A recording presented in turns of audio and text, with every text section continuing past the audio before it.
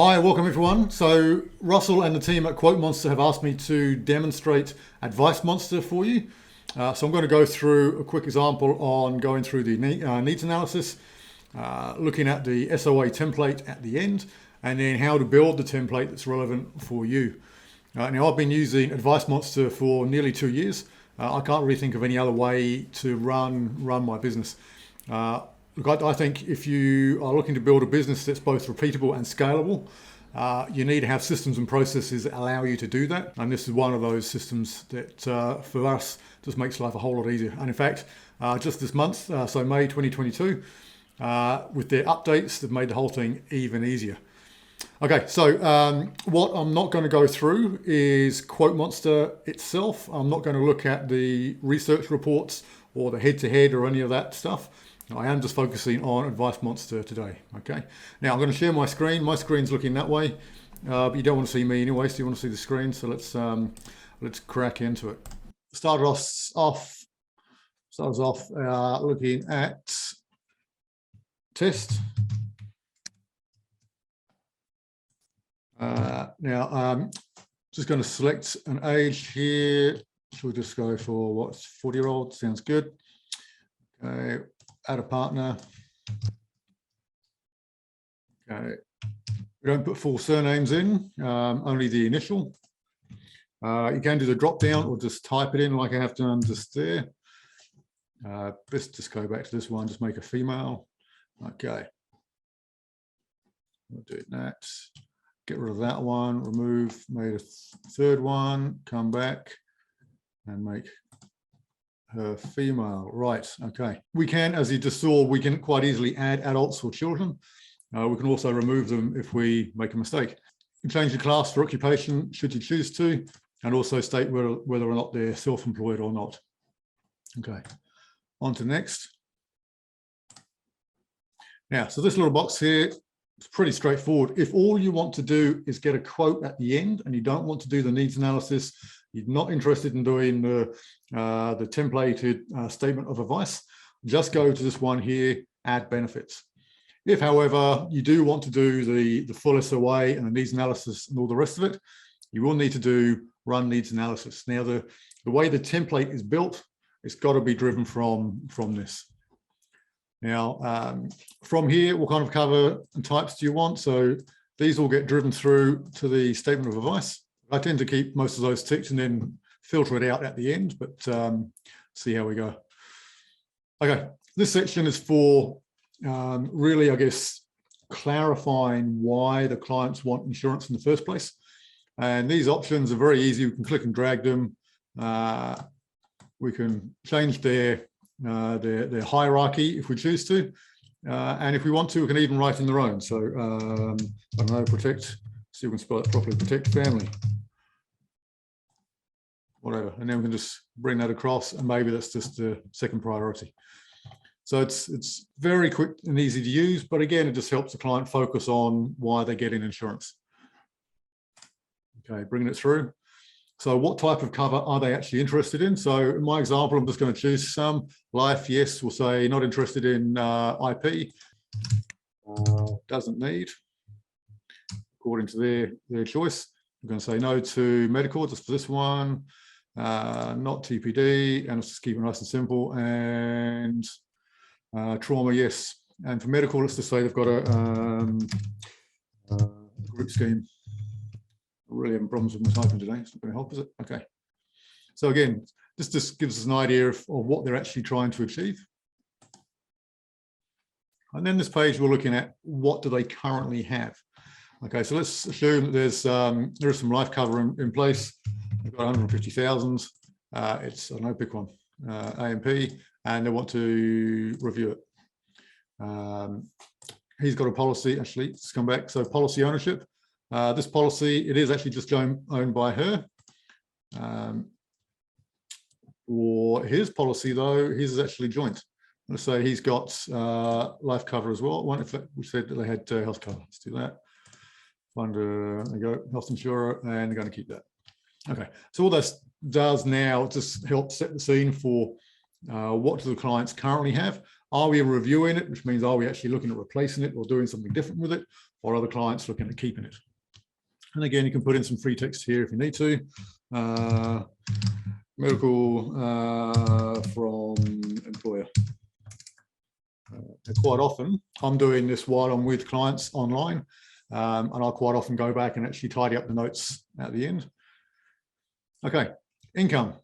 Now, on this page, what we're looking at really is just an assessment of their financial details.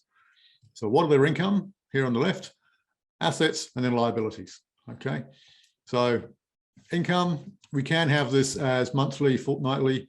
I tend to just do it all yearly. Let's say she's on 80,000 and he's on 65.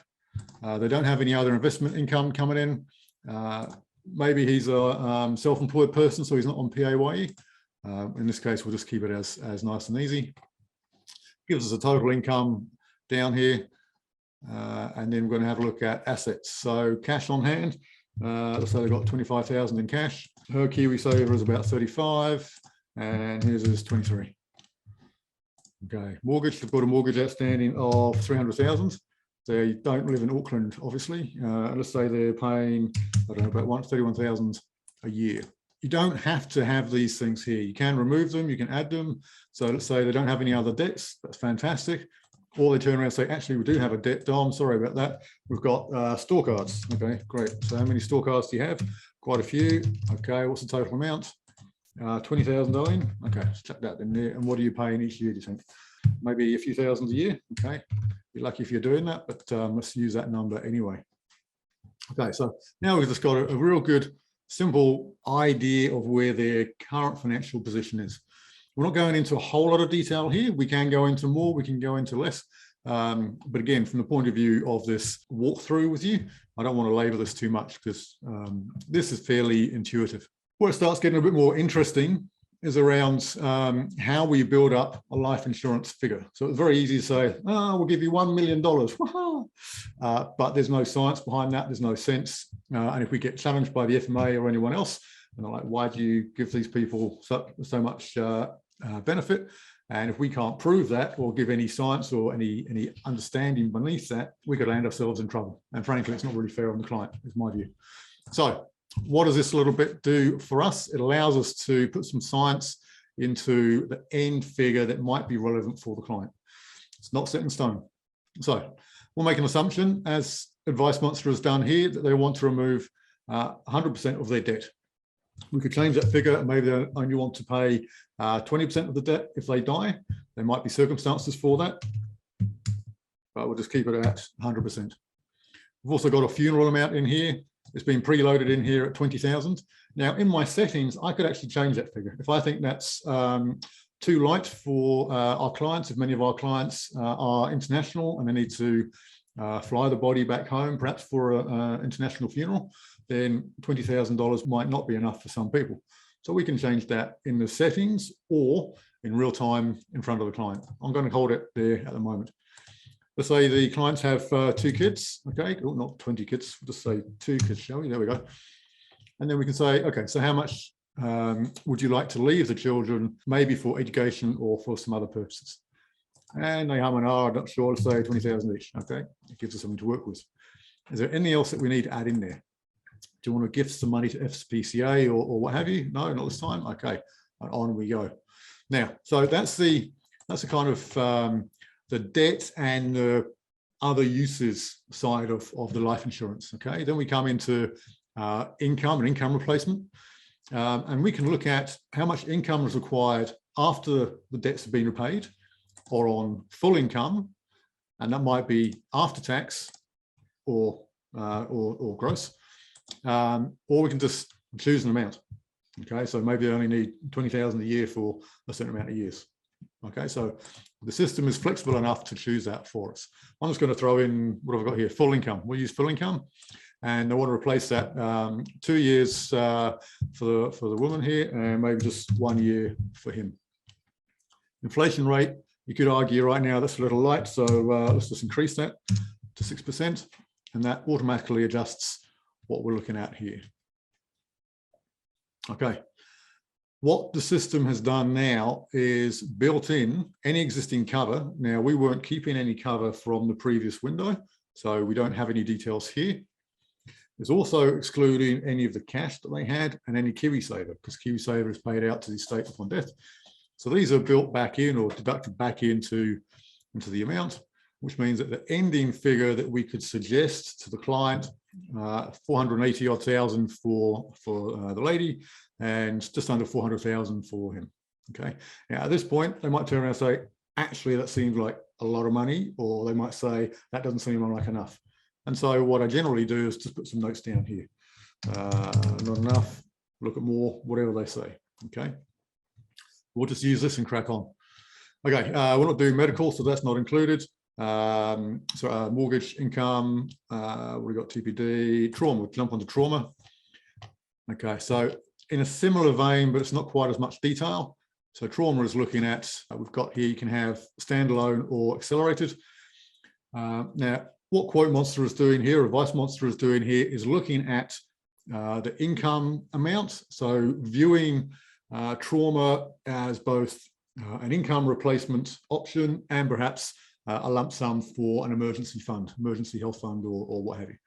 So it's looking at, let's look at the gross salary and do that for 1 year. Maybe you want to do that for 2 years, and you can see the figure down here changes.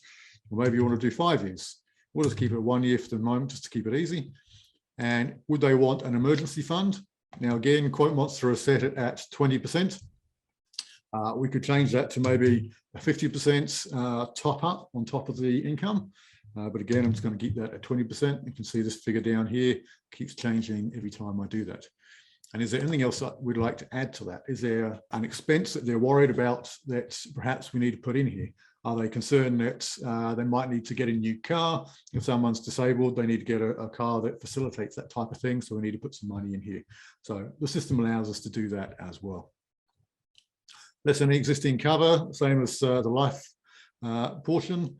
And then gives us an estimate here of how long the cover might last if they needed it as an income replacement source. Okay, so because we've got the additional 20% on there, the cover would last about 14 months for each of them should they need to make a claim. Okay, now on we go to make the quote. And here you see this little box pop up. Do you want the current quote to be overwritten by the needs analysis results? Yes, we do, because that's why we've done it. And then just come through here and just check. I always keep mine on fortnightly. You can change that. If you do make any changes, a little trap. I used to keep making this mistake. I make the changes on this one and then forget to do it for the other person. So do remember to come back and make the same changes if that's what you're doing. I'm not going to make any changes here. So what you can do is you can change some of the settings, certainly for trauma. You might want a buyback in there. You might want your TPD add-on. You might even want your serious trauma if that's what you're doing. Life cover, let's say you need to have a loading on there. You know that from your fact find that the BMI is likely to be quite high. So you might want to throw in a loading just to give some idea of what that might look like and the rest of it. So it's pretty flexible, pretty intuitive. And then we go run, and we see the monster there. Little Crunchy the dinosaur is doing his work, and there we have an idea of some numbers. Okay, this is all fine, fairly standard. So I'm not going to start going into the research documents or head to head. That's not the purpose of this video. But what we are going to do is go across to the reports. Now here we go. SOA report. This is what we're looking at. So we've got some information already from the client. We've got the financial information. We've gone through them in more detail, what their needs are specific to the amount of cover that they need. And now we actually want to get some output to be able to craft that into a statement of recommendation. And this is what we have right here. So let's go through this. I normally just recommend an insurer, not because I know what I'm going to do, but it just drives some other things in the background. Let's just pick one, Fidelity, sure, we'll do that. And are we replacing business? Yes, we did say we're going to do that. So we're going to throw that in there as well and then generate the report. Nice and easy, nice and fast. Okay, download this. Let's open this for you now. Make sure it opens in the right screen. Okay, there we go. Not quite where I need it. There we go. Okay, this is a version of a statement of advice. And I say a version because you can now craft this as you need it. Now, up until prior to May 2022, there was a fairly generic template, and there wasn't too much you could do with it in terms of a front-end crafting point of view. What I used to have to do was I'd have a mirror document and then cut and paste the bits I wanted and delete parts that I didn't want and all the rest of it. So that ended up taking a fair bit of time. Now, however, with the work that Russell and his team have done, I'm going to show you in a moment just how easy it is to work that through. But before we do that, let me give you an idea of what the output is like. So we don't have, the way I've chosen it, I don't have a cover page on here. I craft that afterwards. Again, a nice copy and paste. But all the information is set out. Resources, table of contents. Now, you're going to say, Dom, it's blank. How good is that? Okay, enable editing. We pop up with this little box here. The document contains fields that refer to other files. Do you want to update the fields? Yes, we do. Otherwise, the whole thing becomes pointless. And lo and behold, give me a moment, there's a table of contents. So that means all the information that we just captured in Advicemonster is now pulled through into the Word document. This is what we're after. Okay, so we got what types of insurance they want. So we said required, they want that. That's what they told us. And we've put that in here. So the information we've put in here is coming across. Here you go. That's the notes that I wrote, medical from employer, when we were talking about, do we want medical insurance? Okay, so those notes that we the free text, that's coming through on here as well. Okay. Again, looking at the types of life cover, we said we're going to clear the debt. So that's, oops, come back, Dom, come back, pull it down. So the life cover, the debt, the mortgage amount is said to be cleared. We've got the funeral amount in there, replacement income, and it's given us that total. Now, if throughout your assessment, it actually turns out that's a different figure, write in a different figure. Right, this is your document, yeah? So you craft this as you need to. And we go down. Replacement business, you've got your replacement business in there. You've got your quoting recommendations here, how we get paid, conflicts of interest, complaints. And I've also thrown in there some stuff about vitality. Now, how do we do all that? Let's come back. Still with me? Okay. We're going to come up here to the cog. That little cog allows us to adjust all the settings. Now, I don't use the commission settings, but you can actually have that in there and have that as one of your pages. Change the needs analysis. I want to look at the SOA customization. Okay, here we go. So I've got my headings in dark blue, and I've got the table in black and white. I've tried blue and some of the other colors, but these are just what works for me and how we do things. And this is where we start getting really interesting. So you'll notice here, we've got a list of all the section titles here down the left-hand side. So cover page, table of contents, how we get paid, conflicts of interest, they're all there. Then we have, do we actually want them in the report? Now, you'll notice on my SOA, I didn't have the cover page. Surprise, surprise, because it wasn't ticked, okay? Did I want to add break at the end of that? What does that mean? So it means at the end of the statement of advice, do I actually want another page to start for the next heading? In this case, I've got these two sections on the same page. Okay, so that means I didn't want a page break after that one. Now, you might choose to do something completely different, and that's fine. What else we got? Useful resources. So let's have a look in here. So I've put in there just a few other bits and pieces. And some bits about ACC Cover Plus Extra. Don't always need it, but you'd be surprised the number of times you do. What else have we got in there? There's a new one. Okay, additional information. Now, that isn't in there. So if you go into Quote Monster now and you have a look at your settings, you won't find that. So what did I do? I came down here and added a new section. Add a new section, give it a title, text example, put some blurb in there, and maybe I actually want to have some specific field names to come in there. Maybe I want the client's names in there and to know that they've got my details if they need to, and what else, the type of financial advisor I am, for whatever reason. So you can see here, I'm dropping in fields. These are dynamic fields that are relevant to the report that you're writing, okay? Save and close. Now I've got this test example. Now I might not want that at the end of my report. I might want that, I don't know, let's say there, and there it is. So if I did a new SOA based on these settings, I'd see that come out after research and analysis with that garbled text I wrote, with some of those key fields completed from the report that we're actually driving from. Okay, so it's real handy, real smart thing. Now then, that's how I did the vitality piece in there. Just put some bits in there. Now, one thing we're going to say, so the way I use it is I put in some highlights for things that may or may not be relevant for us when we're going through statement of advice. So not every client needs to see everything. So, and also sometimes us as advisors, when we're filling this out, we might need to be reminded that actually we need to add some different bits of information in here. So I use the highlights just as a way to concentrate Ben and my focus that we need to do something slightly different. Okay, it's very easy when you're just using a template to just do it by rote and skip over things. And again, remember what I said at the beginning, you need to try and make this scalable and repeatable. So using little colored highlights is a good way to do that. Now, just a quick trap to note, when that comes through onto the Word document, what I'd thought is that it's one of these highlights when you come to edit it. It's not. So see how it's ticked as no color?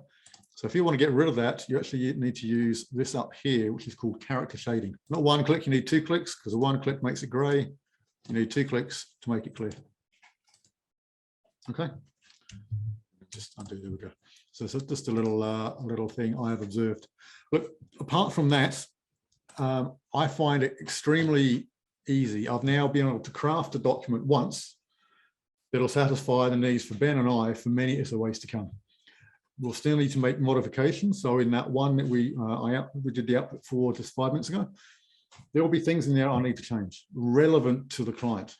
But instead of me needing to write out every single SOA every single time, or to use a very simple form template, this basically allows me to have dynamic information relevant to the client, and all I have to do is come along and fix a few things. Just in this update that Russell and his team's done, has probably saved Ben and myself maybe 15-20 minutes a piece per SOA.